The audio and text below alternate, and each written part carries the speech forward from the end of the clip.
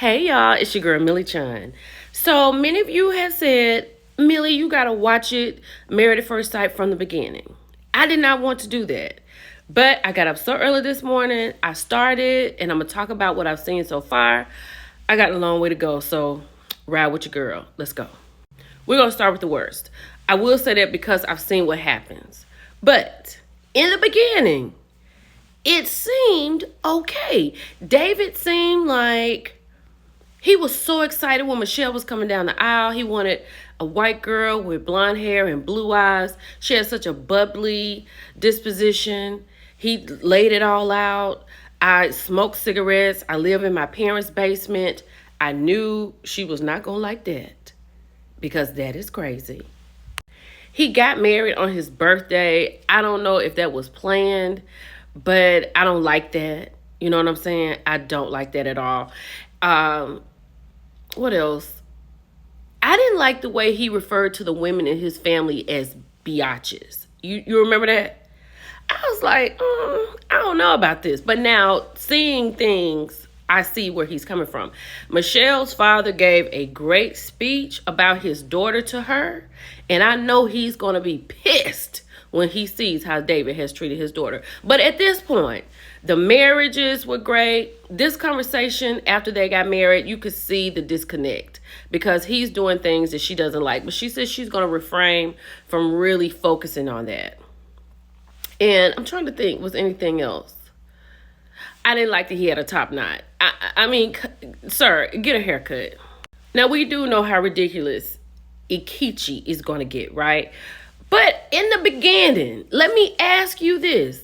Did you see it for him and Emem? Did you see it for them? Because, like, everything he said, he was doing Married at First Sight in Houston. He didn't get chosen. He moved to Chicago. He tried it again. He's here for love. He found his lady. He talked about what he wanted. Then when they got married, he said such beautiful things. Like he said such beautiful things. Beautiful. She's so excited. He got somebody there singing for them, and they calling each other husband and wife. I mean, it's exactly what you would want to have happen when you get married. She is over the freaking moon. She is a nurse practitioner. She can handle herself. She got married in red bottoms. I'm mad he didn't have no tux on, but he looked nice. And he is a high school counselor who likes to paint. You know what I'm saying? So far, when he met her family, he talked about all the things. She asked a lot of questions. She's okay with it, I think. So I liked everything about the wedding, the vows, the dancing. I liked all of that. It was very promising. Now, I think I've seen some of you say Madison did not do Allen right. Is there somebody out there want a man like Allen? Because I like him. He's so smitten with her. This is at the wedding. Let me remind you, this is at the wedding. But he was so, like, his story about how his parents divorced and how traumatic that was and how he wants to have a family. Like, it's just, he's perfect. Just perfect. Madison, you can tell she's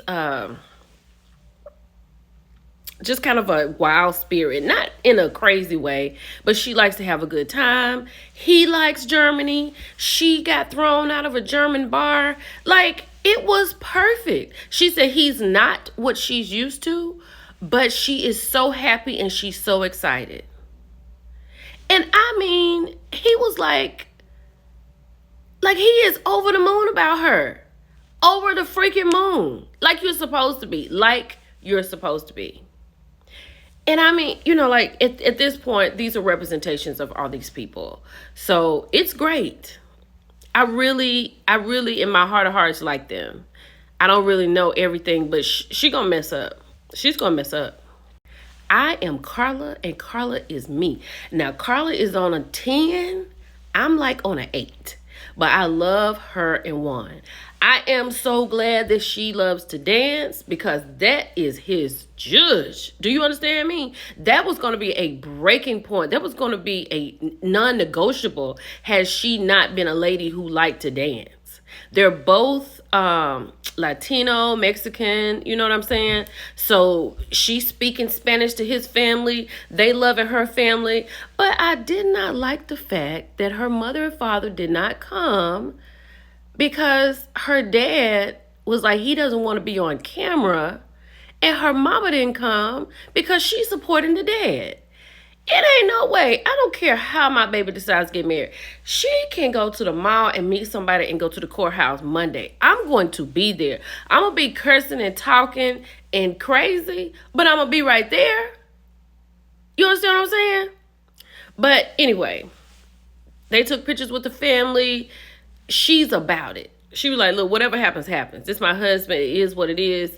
Throw me this way, that way, over your shoulder, front to back, whatever you got, I'm here for it. But I like them. Now, I did see something where he said he was out with somebody and he didn't even think about her. Now, I don't know, because Karla seems to be any way the wind blows. You understand what I'm saying? So right now, the representatives are doing great. He is loving her. She is kissing him like she loves to kiss. He is glad she's kissing him. She jingling the glass on her own so he can kiss her. Like it's the representation in the beginning is great. Do y'all like this couple? Y'all that are watching, do you like this couple? Because I really like them. And I'm not talking about the other. We know it's going to be some problems up before, but I really like them. Let's get to the last. Let me tell you something about this right here. Okay. Thomas is 10 years older than Camille. He's 42. She's 32. Okay. He has a very interesting story. I want to know why his biological mother left and he was raised by his adoptive mother. And she left when he was very young, but she did show up to the wedding, right? And she was very tearful. And his adoptive mother, his mom who raised him, she's so happy. The father passed the adoptive mother's husband, and he brought her a picture. And Thomas is like, his dad said, don't let the parade go by, meaning don't live this life and don't have anybody to live it with. Don't get married. Do get married, have kids. Don't do it by yourself. Don't do life by yourself. And he really is holding on to everything that his father has said to him. And he's bringing it into his relationship, right? Camille, her parents are separated. Her parents are divorced, right? Because her dad was sitting on one side, her mom was sitting in another place. And I love Camille. I love her. Camille is me and I'm her. Like, I love her. I love her outspokenness. I love her, kind of her, just her reserve a little bit. And she's very happy. Honey, she got to she was all about it at the bachelorette party, picking out the wedding dress, the morning of. Baby, she got on that elevator. Camille said, I ain't gonna be able to do it. And I'm definitely not gonna be able to do it without some water. So once they got her some water, her sister talked her through it. She told her to say her affirmations. She was like, I'm beautiful. I want to be a wife. I want to live happily ever after, blah, blah, blah. She's okay. I'm ready to go. I'm so glad she talked herself through it. He's so happy.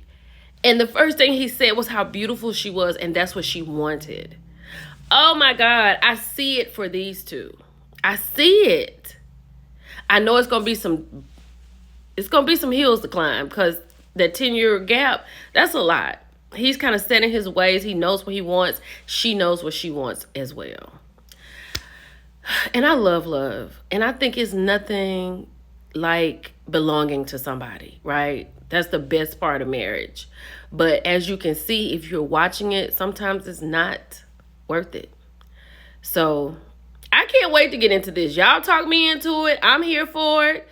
Just hold what you got. I'm coming back with something else. But I'm about to get in these these North Carolina streets. I'll talk to y'all later. Bye.